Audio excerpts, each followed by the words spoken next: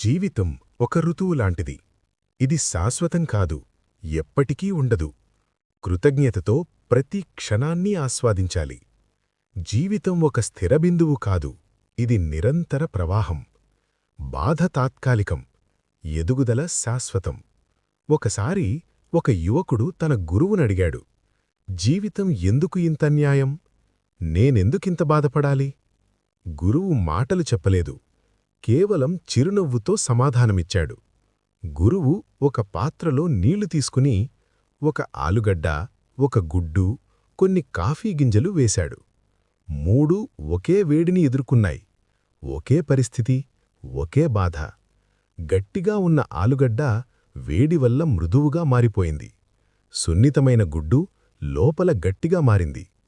Coffee గింజలు మాత్రం నీటినే మార్చేశాయి, సువాసనతో నింపాయి. గురువు శిష్యునివైపు చూస్తూ చెప్పాడు, బాధ అనేది మరిగిన నీటిలాంటిది. అది అందరినీ తాకుతుంది. కాని అది నిన్ను ఎలా మార్చుతుంది, నీవు ఏమి తయారై ఉన్నావో దానిపై ఆధారపడి ఉంటుంది.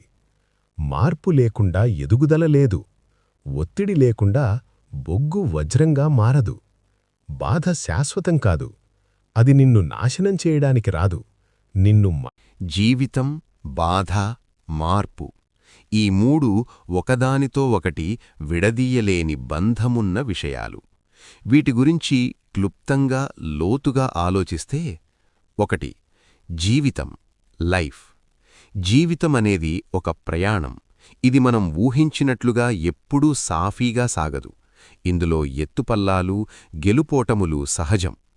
జీవితమంటే కేవలం శ్వాస తీసుకోవడం కాదు, ప్రతి క్షణాన్ని అనుభవించడం. 2. బాధ, పెయిన్, సఫరింగ్. బాధ అనేది మనకు ఇష్టం లేకపోయినా మన జీవితంలోకి వస్తుంది. కానీ బాధ వల్ల ఒక గొప్ప ఉపయోగం ఉంది. అది మనల్ని పరిపక్వం చేస్తుంది. బాధ కలిగినప్పుడు మనిషి తనని తాను విశ్లేషించుకుంటాడు. ఓర్పును, సహనాన్ని నేర్పుతుంది. కష్టం విలువ తెలిసినవాడికే సుఖం యొక్క తీపి అర్థమవుతుంది. 3. మార్పు, చేంజ్. ప్రకృతిలో ఏదీ శాశ్వతం కాదు, ఒక్క మార్పు తప్ప. అంగీకారం. మన జీవితంలో వచ్చే మార్పులను మనం ఎంత త్వరగా అంగీకరిస్తామో అంత త్వరగా బాధ నుండి బయటపడతాము. అవకాశం. ప్రతి మార్పు ఒక కొత్త అవకాశాన్ని మోసుకొస్తుంది. పాతది పోతేనే కొత్తదానికి చోటు దొరుకుతుంది. ఎదుగుదల. మార్పు లేని చోట ఎదుగుదల ఉండదు.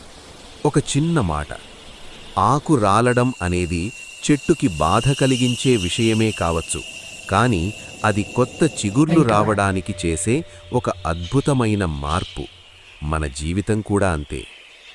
ఈ మూడింటిలో మీరు ప్రస్తుతం దేని గురించి ఎక్కువగా ఆలోచిస్తున్నారు? మీ మనసులో ఉన్న భావాలను పంచుకోవాలనుకుంటే నేను వినడానికి సిద్ధంగా